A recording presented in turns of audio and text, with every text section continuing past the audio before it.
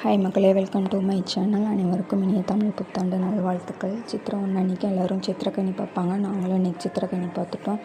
காலையில் ப்ரஷ் பண்ணிகிட்டு இருந்தேன். அப்புறம் எங்கள் அம்மா டீ வச்சு கொடுத்தாங்க. டீ வச்சு குடிச்சிட்டு வெளியே வேடிக்கை பார்த்துட்டு டீ குடித்தேன். ரொம்பவே நல்லா இருந்துச்சு. அப்புறம் என்னோடய ராசி பலன் ஓடிட்டு இருந்துச்சு டிவியில்.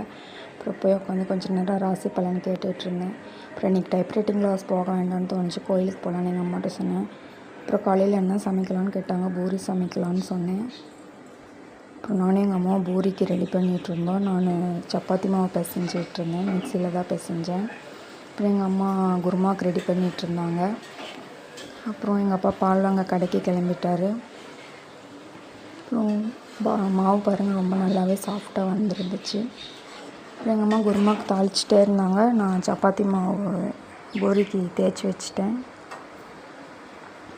வச்சுட்டு அப்படின்னா தான் சீக்கிரமாக கோயிலுக்கு கிளம்ப முடியும்னு முன்னாடியே தேய்ச்சி வச்சுட்டேன். அப்புறமா போட்டுக்கலாம் அப்படின்ட்டு. அப்புறம் எங்கள் அம்மா குழம்பு கூட்டி வச்சுட்டு குளிக்க போயிட்டாங்க. நானும் உருளைக்கிழங்கு வெந்துருச்சு, அதை தோல் உரித்து குழம்புல சேர்த்துட்டேன். குழம்பு ரொம்பவே சூப்பராக வந்துருந்துச்சு. எங்கள் அம்மா வைக்கிற பூரி மசாலா எனக்கு ரொம்பவே பிடிக்கும். கடையில் வைக்கிற மாதிரி டேஸ்ட்டாக இருக்கும். நீங்களே பாருங்களேன், ரொம்பவே நல்லாயிருக்கும் பார்க்கவே.